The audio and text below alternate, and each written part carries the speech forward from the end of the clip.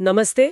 आज हम सीधे मुद्दे पर आते हैं, आर्टिफिशियल इंटेलिजेंस यानी कि एआई। जी, एआई। हमारे पास एआई पर एक हिंदी किताब के कुछ ज़रूरी हिस्से हैं और हम मिलकर इनमें से वो बातें निकालेंगे जो वाकई मायने रखती हैं। बिल्कुल। एआई आजकल हर तरफ है, लेकिन ये है क्या भला? काम कैसे करती है और हमारी जिंदगी पर इसका असर क्या होगा? ये सवाल तो हैं ही सबके मन में। हाँ, ये सवाल तो हैं। इस किताब में एक बड़ी दिलचस्प लाइन है जो सोचने पर मजबूर करती है। कहती है, एआई आपको नौकरी से नहीं निकालेगा, बल्कि वो इंसान निकालेगा जो एआई इस्तेमाल करना जानता है।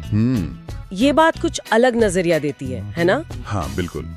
ये सिर्फ तकनीक का सवाल नहीं है, ये है बदलाव को अपनाने का सवाल।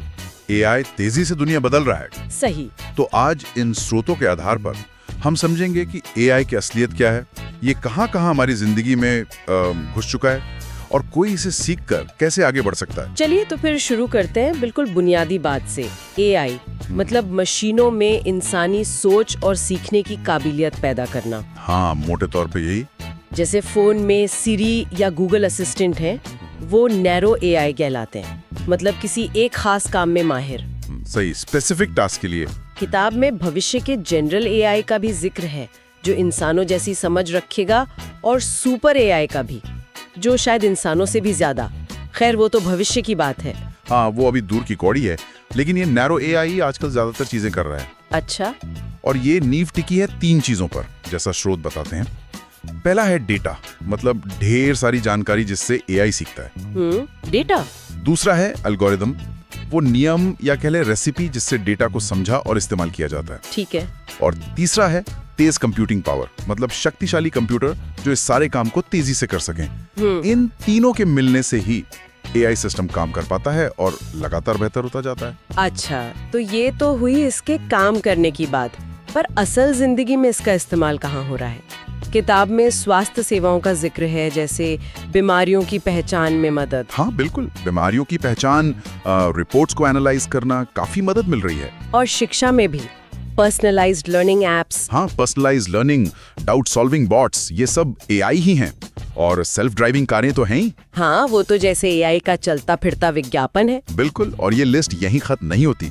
व्यापार में ग्राहक सेवा के लिए चैटबॉट्स अब आम हो गए हैं। हाँ, वो तो बहुत दिखते हैं आजकल। मीडिया में एआई कंटेंट लिख रहा है, तस्वीरें बना रहा है। सुरक्षा में चेहरा पहचानने से लेकर ऑनलाइन फ्रॉड पकड़ने तक हर जगह एआई काम कर रहा है। बाप रे, मतलब ये सिर्फ कुछ खास सेक्टर तक सीमित नहीं, बल्कि धीरे धीरे हर जगह अपनी पैठ बना रहा है। सही कहा, लगभग हर क्षेत्र में इसका असर दिख रहा है। ये सुनकर लगता है कि वाकई बदलाव तो बहुत बड़ा है। और फिर वही नौकरियों वाली बात दिमाग में आती है। किताब का इशारा साफ है कि कुछ काम करने के तरीके बदलेंगे, शायद कुछ नौकरियां कम भी हों, पर एआई स्किल्स वाली नई नौकरियां पैदा भी होंगी। हाँ, ये संतुलन वाली बात है। तो फिर सवाल ये है कि कोई इसे सीखे कैसे?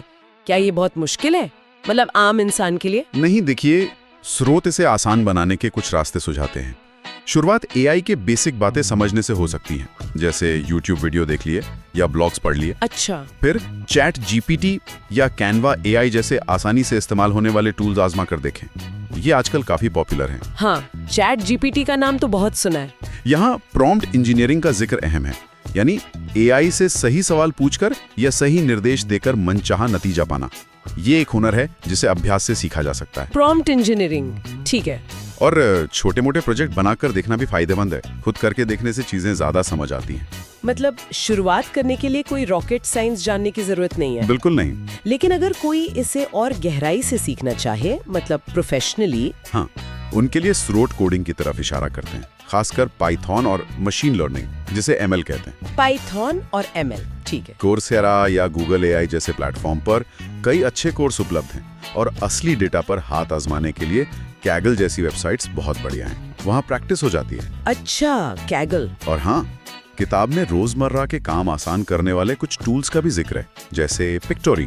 पिक्टोरी वो क्या करता है? वो लिखे हुए टेक्स्ट से वीडियो बना देता है। अरे वाह, टेक्स्ट से वीडियो, ये तो कंटेंट बनाने वालों के लिए कमाल की चीज होगी। हाँ बिल्कुल।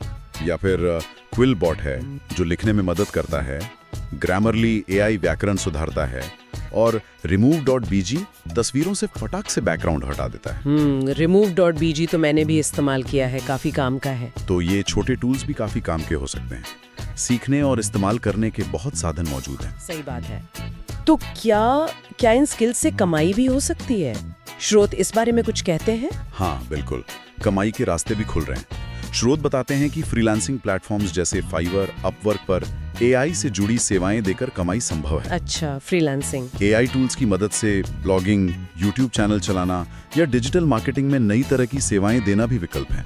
क्लाइंट्स के लिए रेज्यूमे बनाना, लोगो डिजाइन करना, वीडियो एडिटिंग, इन सब में AI मदद कर सकता है और आप ये सर्विस दे सकते हैं। अच्छा। यहाँ तक कि अपना AI आधारित स्टार्टअप शुरू करने का भी रास्ता खुला है।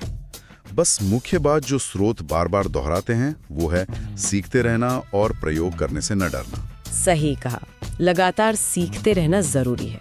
हाँ, क्योंकि ये फील्ड बहुत तेजी से बदल रही है। तो कुल मिलाकर आज हमने समझा कि AI क्या है, कैसे काम करता है, इसका असर कहाँ-कहाँ है और सबसे जरूरी कि इसे सीखने और इसके साथ आगे बढ़ने के तरीके क्या हैं। हाँ, एक ओवरव्यू मिल गया। किताब का सार यही लगता है कि AI एक हकीकत है, इसे नजरअंदाज नहीं किया जा सकता, बल्कि इसे अपनाना ही समझदारी है।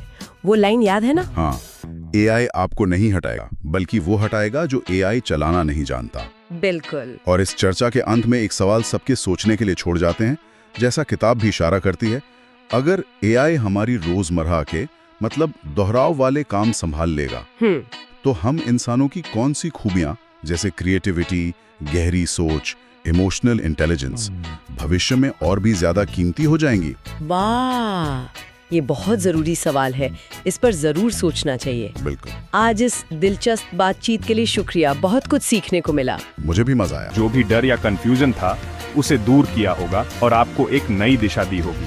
AI कोई रॉकेट साइंस नहीं है जिसे सिर्फ जीनियस ही समझ सकते हैं। ये एक टूल है, एक शक्तिशाली औजार जिसे कोई भी चलाना सीख सकता है। ये आपके ऊपर है कि आप इस टूल का इस्तेमाल कैसे करते हैं, अपनी क्रिएटिविटी को बढ़ाने के लिए, अपनी प्रोडक्टिविटी को 10 गुना करने के लिए या अपने करियर को एक नई ऊंचाई पर ले जाने के लिए। याद रखिए, टेक्नोलॉजी हमेशा बदलती है। पहले कंप्यूटर आए, फिर इंटरनेट और अब AI। हर बदलाव के साथ कुछ पुराने रास्ते बंद होते हैं, लेकिन हजारों नए रास्ते खुलते हैं। डरने की नहीं, बल्कि इन नए रास्तों को पहचानने और उन पर चलने की जरूरत है। AI वो क्रांति है जिसे रोक पाना नामुमकिन है। जो इसे अपनाएगा वही आगे बढ़ेगा। अब समय है कि आप भी अपनी डिजिटल योगदान की शुरुआत करें AI के साथ। इस वीडियो को अपने उन सभी दोस्तों और परिवार वालों के साथ शेयर करें जो AI को समझना चाहते हैं। अगर आपके कोई सवाल हैं या आप किसी खास AI टूल के बारे में जानना चाहते हैं तो नीचे कमेंट्स में जरूर बताएं। मैं आपके हर कमेंट का जवाब देने की कोशिश करूंगी। और हाँ, अगर आपने अभी तक डिजिटल योगदान को सब्सक्राइब नहीं किया है तो कर लीजिए, क्योंकि AI और टेक्नोलॉजी की ऐसी ही रोमांचक दुनिया में हम साथ में उड़ान भरते रहेंगे।